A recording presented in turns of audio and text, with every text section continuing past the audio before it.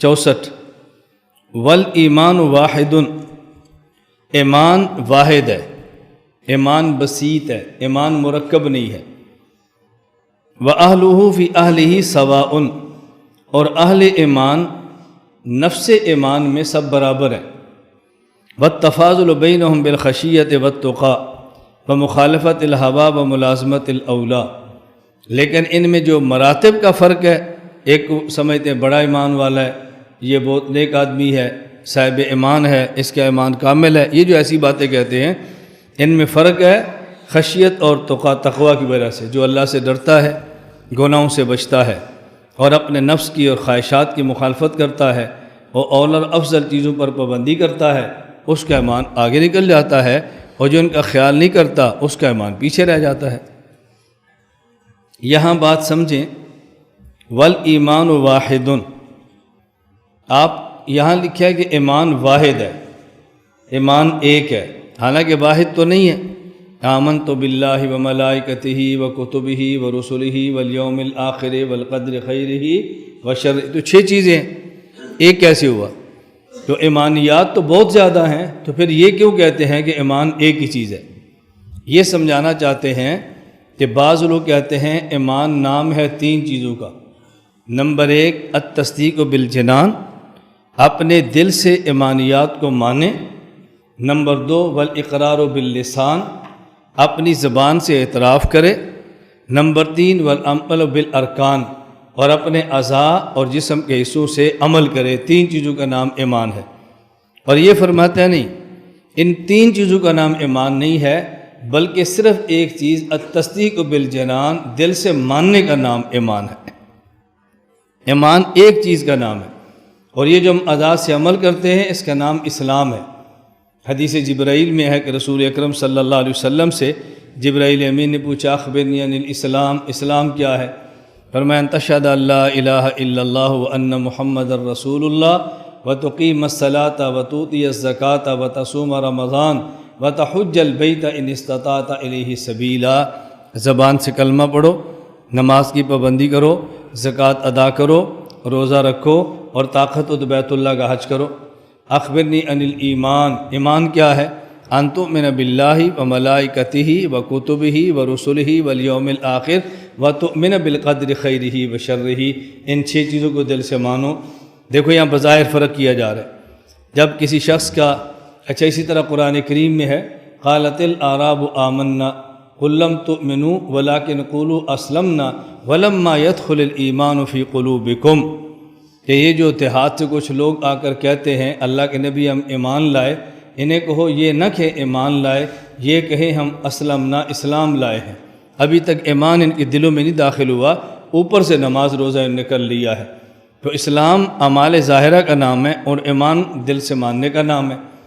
بالکل اسی طرح جب ہم جنازے کی نماز پڑھتے ہیں تو نماز جنازہ میں دعا مانگتے ہیں، اللہم اغفر لحینا ومیتنا وشاہدنا وغائبنا وصغیرنا وکبیرنا وذکرنا وانثانا، اللہم من احییتہ منا فاحیہ علی الاسلام ومن توفیت منا فتوفہ علی الایمان، اللہ زندگی اسلام کی دے اور موت ایمان کی دے۔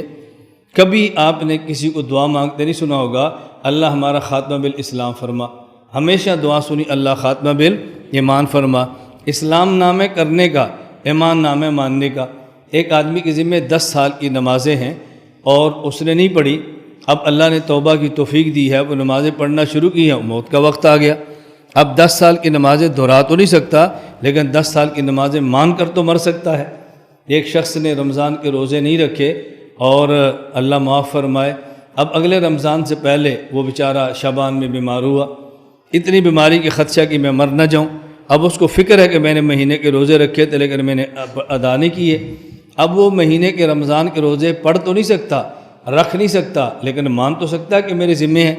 اس لیے جب آدمی زندہ ہو تو ماننا بھی ہے اور کرنا بھی ہے، اور جب موت کا وقت آ جائے پھر کر نہیں سکتا، ماننا ضروری ہے۔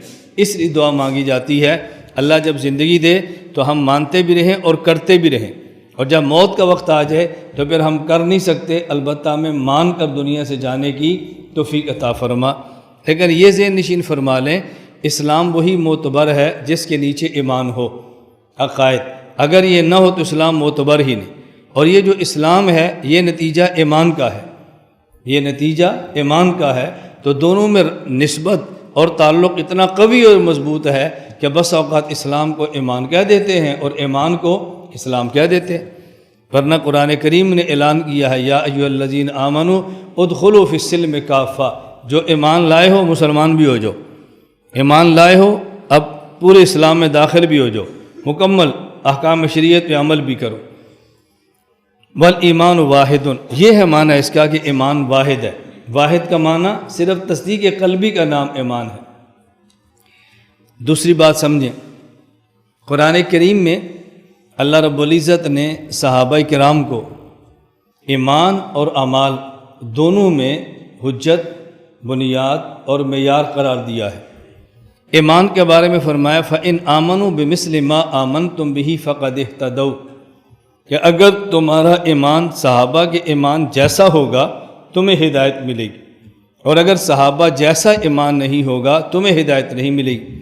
سوال یہ ہے کہ صحابہ جیسا ایمان تو امتی کے بس میں نہیں ہے۔ رسول اکرم صلی اللہ علیہ وسلم کی صحبت کی برکت سے جو ایمان ان کو ملا، اس جیسا ایمان بعد والے کا کیسے ہو سکتا ہے؟ تو اللہ رب العزت نے ہدایت کے لیے یہ قید کیوں لگائی ہے کہ صحابہ جیسا ایمان ہو تو ہدایت دیں گے؟ جب صحابہ جیسا ایمان ممکن ہی نہیں ہے تو اس ناممکن چیز کا ہم سے تقاضا کیوں کیا ہے؟ اسے کہتے ہیں تعلیق بالمحال، کہ جو چیز محال ہے اس کے ساتھ دوسری چیز کو معلق کیسے کر دیا ہے۔ اسے کہتے ہیں تکلیف ما لا یطاق، کہ جو چیز انسان کے بس میں نہیں ہے اس کا تقاضا کیسے فرما دی ہے۔ فَإِنْ آمَنُوا بِمِثْلِ مَا آمَنْتُمْ بِهِ فَقَدِ اهْتَدَوْا، جواب ذہن نشین فرما لیں، ایک ہوتا ہے مثل فی الکم، ایک ہوتا ہے مثل فی الکیف، ایک ہوتا ہے مماثلت کمیت اور مقدار میں، اور ایک ہوتا ہے مماثلت کیفیات میں۔ کمیت الگ چیز ہے، کیفیت الگ چیز ہے۔ کمیت اور کیفیت میں کیا فرق ہے؟ آپ گاڑی پیٹرول پمپ پہ کھڑا کریں تو وہاں ایک جملہ لکھا ہوتا ہے ہم مقدار اور معیار کے ضامن ہیں۔ مقدار کا معنی کہ جتنا پیٹرول ہم کہیں گے نا ڈالا ہے اتنا ہی ہوگا۔ جب 10 لیٹر پیٹرول ڈالیں گے تو 9.25 نہیں 10 ہی ہوگا، مقدار۔ کمیت اور معیار کا معنی کیفیت، جب ہم کہیں گے نا پیٹرول تو یہ 100% پیٹرول ہوگا، اس میں مٹی کا تیل اور ڈیزل اور کسی اور چیز کی آمیزش نہیں ہوگی، کیفیت۔ تو ایک ہے مقدار اور اسے کہتے ہیں کمیت، اور ایک ہے معیار، اسے کہتے ہیں کیفیت۔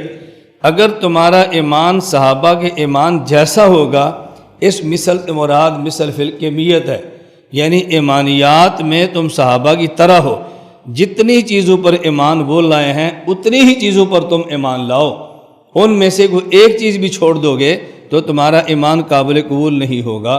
باقی ایمان کی جو کیفیت صحابہ کی ہے نہ وہ کیفیت ہماری ہو سکتی ہے، اور نہ ہی اس کیفیت کا ہم سے مطالبہ کیا جا رہا ہے۔ جو بندہ سوال کر رہا ہے اس کے ذہن میں کیفیت ہے، حالانکہ یاد کیفیت کا مطالبہ نہیں بلکہ کمیت کا مطالبہ ہے۔ یہی وجہ آپ دیکھیں، یہ جملہ تھا اہلہ فی اصلہ سواء، اہل ایمان نفس ایمان میں سب برابر ہے، یعنی صحابی اور غیر صحابی نفس ایمان میں سب برابر ہے۔ جس کو میں سمجھانے کے لیے عرض کرتا ہوں کہ مولانا قاسم نوتوی رحمۃ اللہ علیہ تحذیر الناس میں تمام انبیاء کے بارے میں ایک جملہ کہتے ہیں کہ تمام انبیاء برابر ہیں، کس میں؟ نبی ہونے میں۔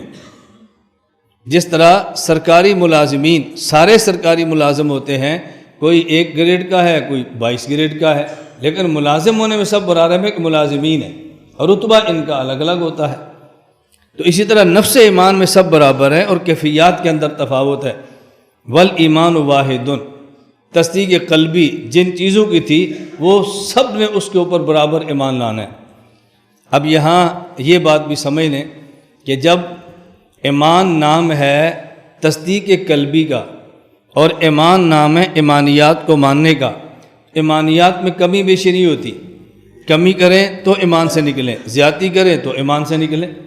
حضور اکرم صلی اللہ علیہ وسلم آخری نبی ہیں، ان کے بعد کوئی نیا نبی مان لیں تو ایمان سے نکل جائیں، اور 1.25 لاکھ انبیاء میں سے کسی نبی پر ایمان نہ لائیں تو ایمان سے نکل جائیں، کمی اور بیشی نہیں ہوتی۔ تو پھر قرآن کریم میں کیوں ہے کہ ایمان بڑھ گیا اور ایمان کم ہو گیا، فخشوہم فزادہم ایمانا، ایمان بڑھ جاتا تھا۔ تو یہ جو قرآن کریم میں آتا ہے ایمان بڑھ جاتا تھا، یہاں ایمان کی کمیت مراد نہیں ہوتی بلکہ ایمان کی کیفیت مراد ہوتی ہے۔ ایمان کی مقدار، ایمانیات، کمیات، اس میں کبھی کبھی اضافہ نہیں ہوتا، ہاں کیفیات میں کمی بھی ہوتی ہے، کیفیات میں اضافہ بھی ہوتا ہے۔ یہ قرآن کریم سے بھی ثابت ہے، حدیث پاک سے بھی ہے۔ صحیح مسلم میں روایت موجود ہے، حضرت حنظلہ مدینہ منورہ بازار سے گزر رہے تھے، نافقہ حنظلہ، نافقہ حنظلہ، میں تو منافق ہو گیا۔ صدیق اکبر نے پوچھا حنظلہ کیا ہوا؟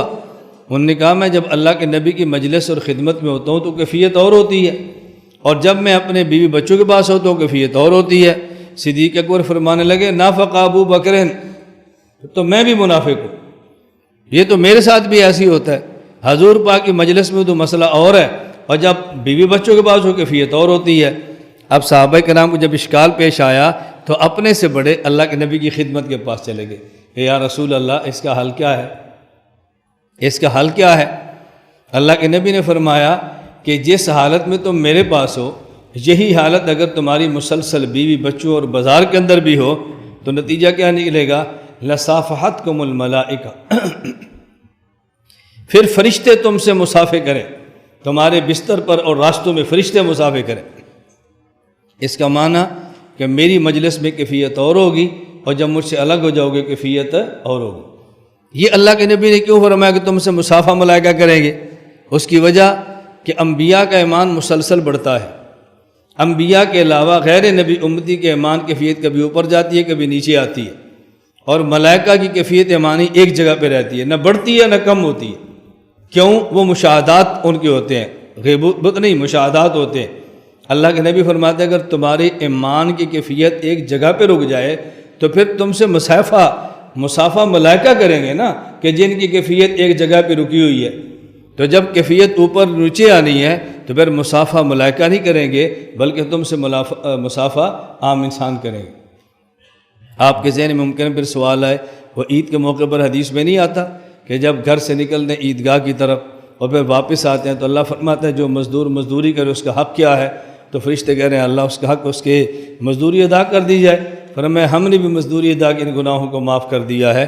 اور یہ فرشتے لوگ گزرتے ہیں تو فرشتے ان سے مصافحہ کرتے ہیں، تو فرشتے مصافحہ تو کرتے ہیں۔